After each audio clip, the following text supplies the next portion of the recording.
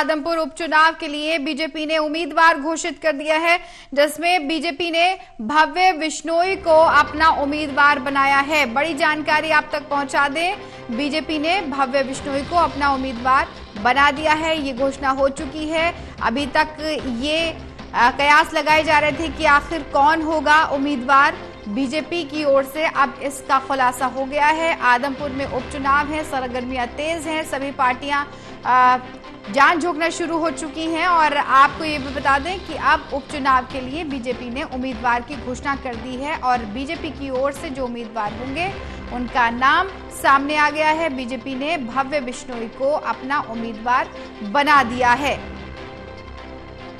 प्रणय हमारे साथ जुड़ चुके हैं, ज्यादा जानकारी उन्हीं से लेते हैं। हमारे संवाददाता प्रणय, देखिए इंतजार था और अब नाम भी सामने आया है भव्य बिश्नोई का।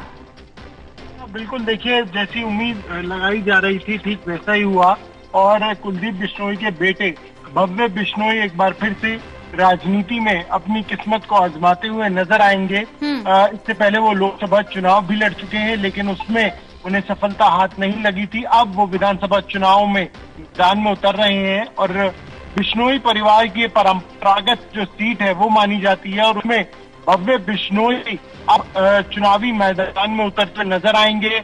कुलदीप बिश्नोई जब बीजेपी में शामिल हुए थे तब उसके बाद से इस बात का कयास लगाए जाने शुरू हो गए थे कि भव्य को ही बीजेपी उम्मीदवार बनाएगी।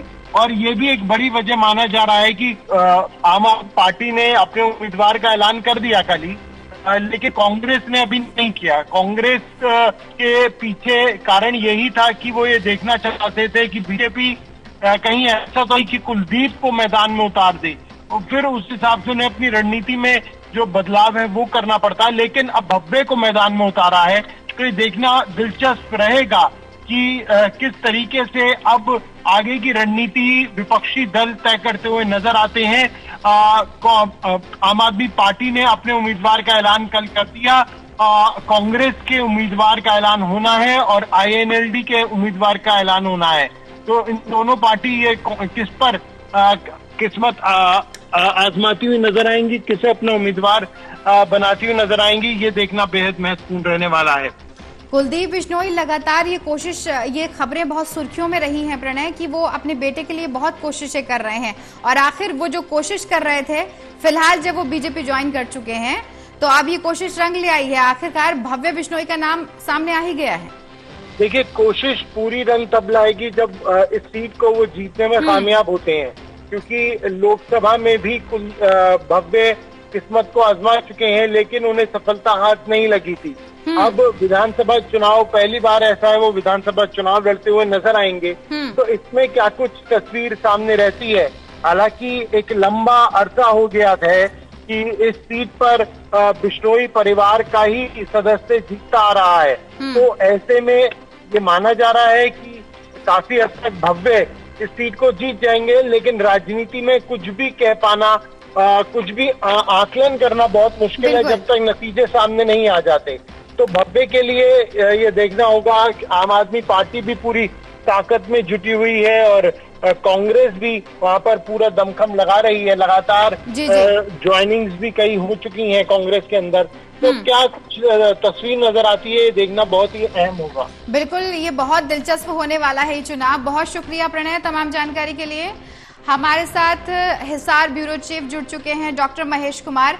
महेश, देखिए आप लगातार दंगल को भी कवर कर रहे हैं और दिखा रहे हैं लोगों की मंशा, लेकिन जिसका इंतजार था कि आखिर बीजेपी की ओर से कौन होगा, वो नाम सामने आ चुका है, उम्मीदवार घोषित हो चुका है, भव्य बिश्नोई का नाम सामने आ गया है।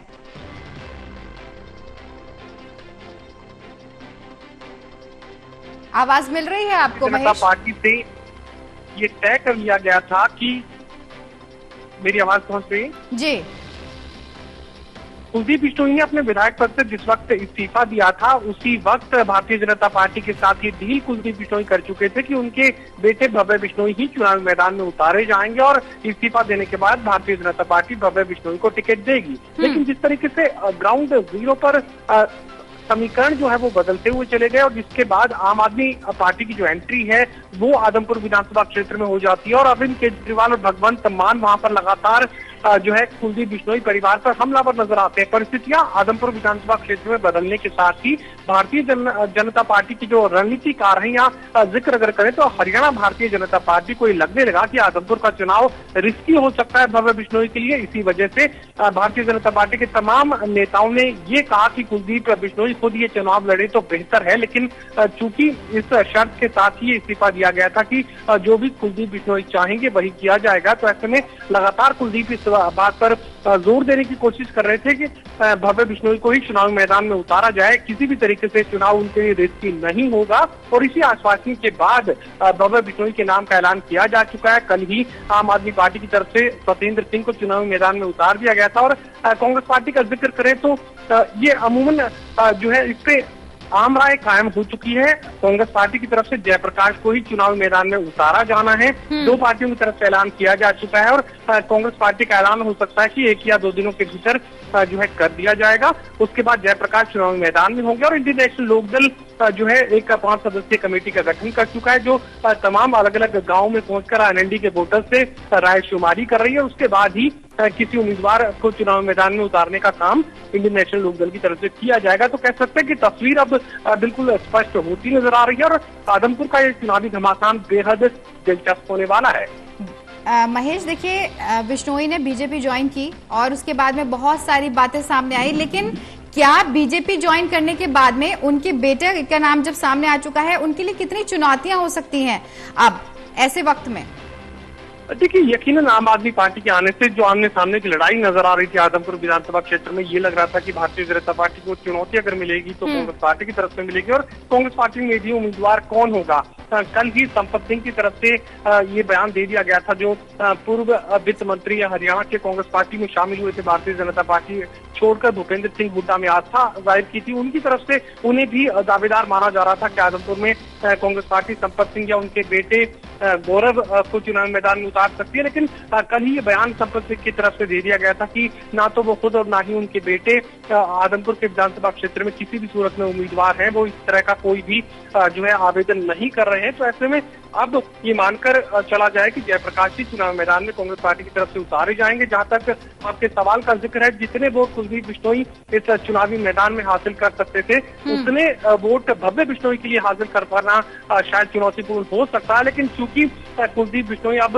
राजनीति में अपने बेटे को इस्टेब्लिश करना चाहते हैं और किसी भी तरह का रिस्क लेने के लिए तैयार है, तो ऐसे में भारतीय जनता पार्टी ने अपने वायदे को निभाया है और भव्य बिश्नोई को ही टिकट देकर चुनावी मैदान में उतारने का फैसला किया है।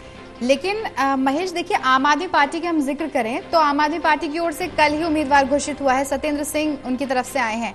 अब आम आदमी पार्टी बहुत कॉन्फिडेंट है इस बात को लेकर कि हमारी ही जीत होगी। आप जमीनी स्तर पर वहां पर लोगों की राय जान रहे हैं, आप वहां पर क्या देख रहे हैं? आम आदमी पार्टी की ओर हवा चल रही है?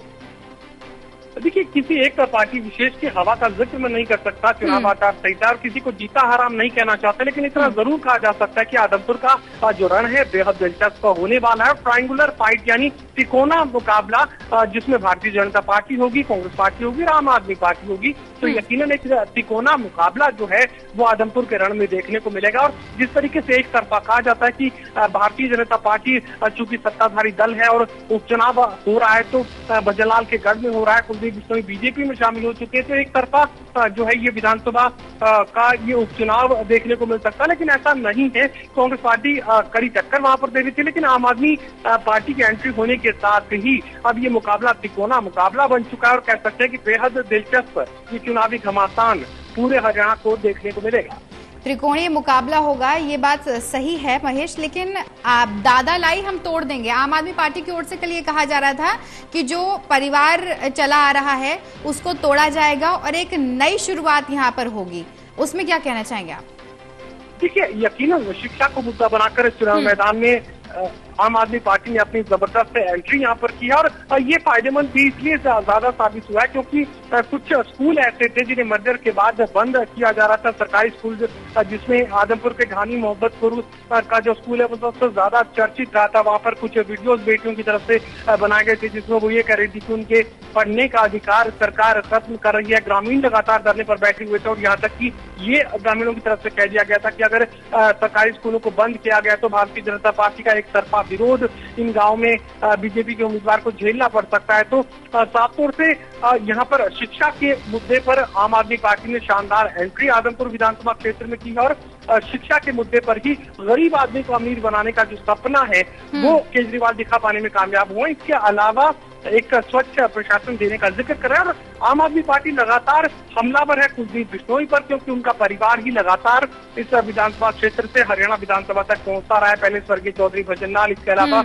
उनकी मां जसमा देवी, उनकी पत्नी रेणुका बिश्नोई, तो कह सकते हैं कि पूरा का पूरा परिवार जो है आदमपुर विधानसभा क्षेत्र से ही हरियाणा विधानसभा तक पहुंचता रहा है। तो यही वजह है कि आम आदमी पार्टी सीधे कुलदीप बिश्नोई परिवार को ही आदमपुर की बदतर हालत के लिए जिम्मेदार ठहरा रहे हैं। बिल्कुल, ये मुकाबला दिलचस्प होने वाला है। फिलहाल बीजेपी की ओर से घोषणा हो चुकी है, उम्मीदवार का नाम सामने आ चुका है। बहुत बहुत शुक्रिया महेश तमाम जानकारी के लिए।